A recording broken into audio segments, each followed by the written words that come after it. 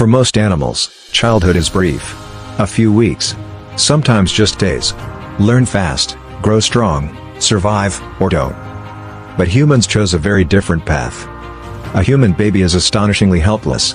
It can't walk, can't feed itself, can't even hold up its own head. Compared to other species, we are born unfinished. And we stay that way for years.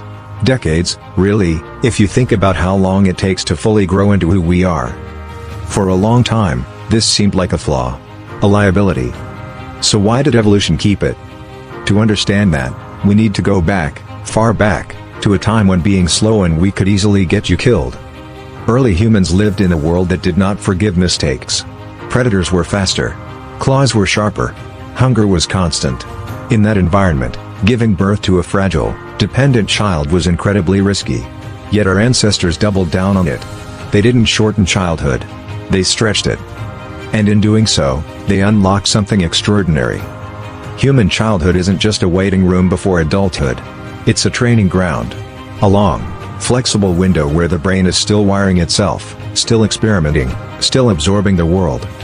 A wolf pup learns to hunt one way, in one kind of environment.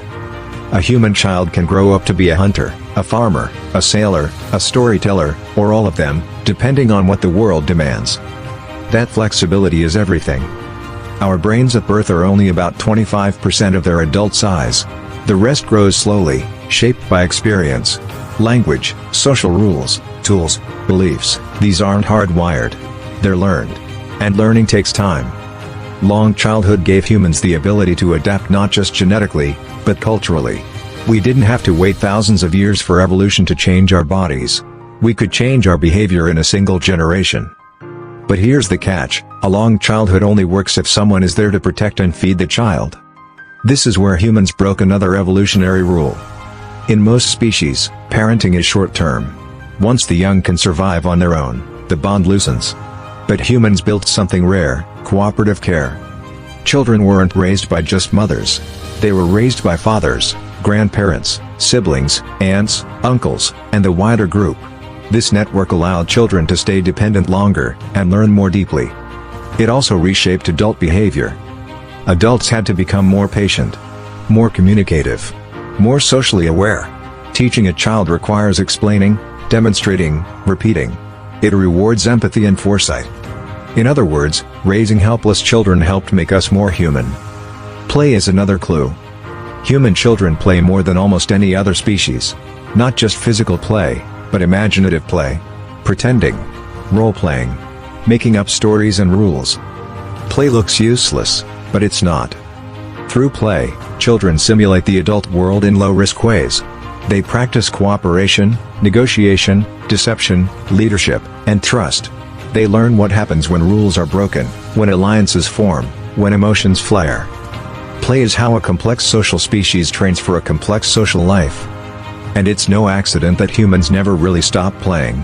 Our love of games, sports, art, and fiction is a continuation of that same learning instinct, one that kept us adaptable long after childhood ended.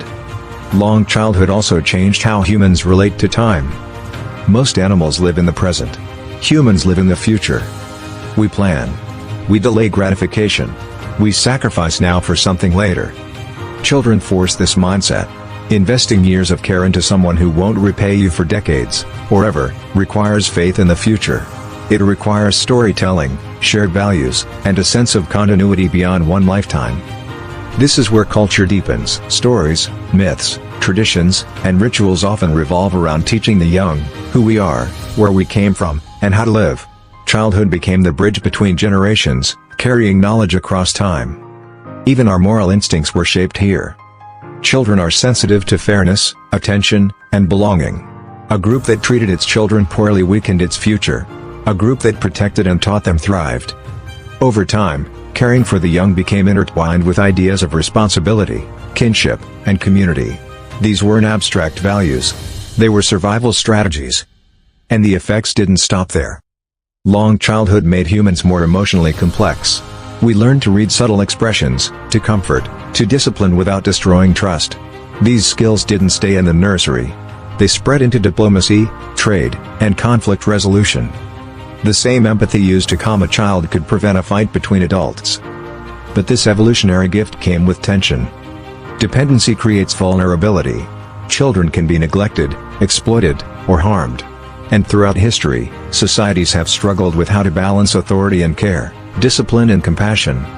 Even today, debates about education, parenting, and childhood aren't just cultural disagreements.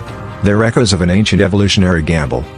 We are still negotiating what it means to raise unfinished humans in a complicated world. Modern life has changed the environment, but not the blueprint. Our brains still expect long learning periods, social guidance, a sense of safety in order to grow. When those needs aren't met, the consequences ripple outward, into mental health, social trust, and even political stability. In a strange way, humanity's greatest strength remains its greatest responsibility. We succeeded not because we grew up fast, but because we didn't. We survived ice ages, migrations, and collapse not through strength alone, but through patience. Patience to teach, to learn, to wait. So the next time you see a child struggling to tie their shoes, ask endless questions, or imagine impossible worlds, remember this, that helplessness is not a flaw. It's the engine that carried our species from the savanna to the stars. Humanity didn't rise by being ready at birth. We rose by staying unfinished, and learning together how to become something more.